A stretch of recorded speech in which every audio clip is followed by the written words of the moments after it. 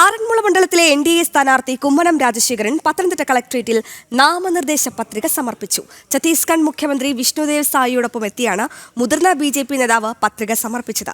Saint Peter's ജംഗ്ഷനിൽ നിന്നും നൂറുകണക്കിന് പ്രവർത്തകരുടെ സ്വീകരണങ്ങൾ ഏറ്റുവാങ്ങി പ്രകടനവുമായാണ് കുമ്മനം രാജശേഖരൻ പത്തനംതിട്ട കളക്ട്രേറ്റിൽ എത്തിയത്.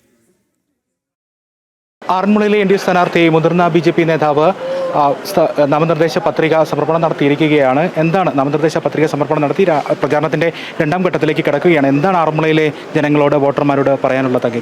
ആറന്മുളയെ സംബന്ധിച്ചിടത്തോളം ജനങ്ങൾ ആഗ്രഹിക്കുന്നത് വികസനമാണ്.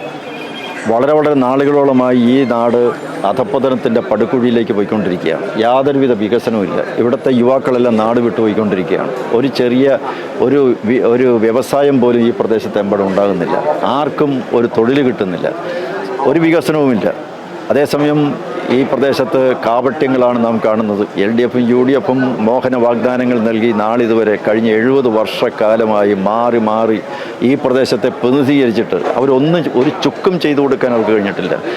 ഒരു പൈതൃക ഗ്രാമമാണ് ഹെറിറ്റേജ് വില്ലേജ്. അത് ദേശീയ തലത്തിൽ അത് ഹെറിറ്റേജ് ഭൂപടത്തിൽ വരേണ്ടതല്ലേ? എന്തുകൊണ്ട് വന്നിട്ടില്ല? എല്ലാവരും പറയുന്നത് ഹെറിറ്റേജ് ഗ്രാമമാണ്, പൈതൃക ഗ്രാമമാണ്, പൈതൃക സമ്പത്ത് ഇവിടെയുണ്ട്.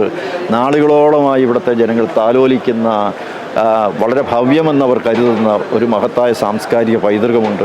ഇവിടെ പമ്പാ നദി ഒഴുകുന്നു, അച്ചൻകോവിലാർ തഴുകി ഒഴുകുന്നു, മണിമലയാർ ഒഴുകുന്നു. ഇതിൻ്റെ ഇടയിലുള്ള പച്ചപ്പിൻ്റെ ഒരു നല്ല ഭൂപ്രദേശം, നല്ല മണ്ണ്, നല്ല ജനങ്ങൾ, നല്ല വെള്ളം, നല്ല വായു.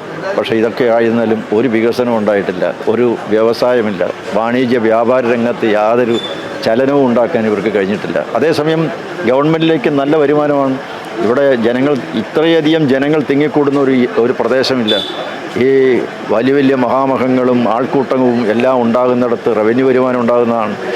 കോടിക്കണക്കിന് രൂപയുടെ റവന്യൂ വരുമാനം ഈ നിയോജക മണ്ഡലത്തിൽ നിന്നും പോകുന്നുണ്ട്, ഖജനാവിലേക്ക് പോകുന്നുണ്ട്. എന്നിട്ട് തിരിച്ചെന്ത് ഈ നാട്ടിലെ ജനങ്ങൾക്ക് കൊടുക്കുന്നു? ഒന്നും ഉണ്ടായിട്ടില്ല. അതുകൊണ്ട് ഈ നാടിനെ സംബന്ധിച്ചിടത്തോളം വികസനം ഉണ്ടാകണം. വികസിത ആറന്മുള, അതാണ് എനിക്ക് പറയാനുള്ളത്. തീർച്ചയായിട്ടും ഏറ്റവും താഴെത്തട്ടിൽ സാധാരണ ജനങ്ങളെ കണ്ടുള്ള പ്രചാരണമുള്ള നടത്തുന്നപ്പോൾ ജനങ്ങളിൽ നിന്ന് ലഭിക്കുന്ന പ്രതികരണമൊക്കെ എങ്ങനെയാണ്? തീർച്ചയായിട്ടും ജനങ്ങളെ നേരിട്ട് പരമാവധി ഞാൻ രാവിലെ 6 മണി മുതൽ രാത്രി 12 മണി വരെ ഈ നാട്ടിലെ ജനങ്ങളോടൊപ്പമാണ്. വീടാന്തരം കയറിയിറങ്ങി ഗ്രാമാന്തരങ്ങളിലൂടെ യാത്ര ചെയ്ത് ജനങ്ങളുമായി ഇടപഴകി അവരുമായി സംവദിച്ച് അവരുടെ പ്രശ്നങ്ങൾ നേരിട്ട് കണ്ട് മനസ്സിലാക്കി അവർക്ക് വേണ്ടി വാദിക്കാൻ, ശബ്ദിക്കാൻ തയ്യാറായിക്കൊണ്ടാണ് ഞാൻ ഒരു സ്ഥാനാർത്ഥി എന്നുള്ള നിലയ്ക്ക് ഇവിടെ മത്സരിക്കുന്നത്. തീർച്ചയായിട്ടും എനിക്ക് ജനങ്ങൾ എന്നെ കൈവിടില്ലെന്നാണ് വിചാരിക്കുന്നത്. ഞാൻ ജനങ്ങളിലുണ്ട്, ജനങ്ങൾ എന്നിലുമുണ്ട്. 2 സ്ഥാനാർത്ഥികൾ, ആരോഗ്യമന്ത്രിയുടെ മണ്ഡലം കൂടിയാണ്. മറ്റ് 2 സ്ഥാനാർത്ഥികളെ എങ്ങനെ വിലയിരുത്തുന്നത്?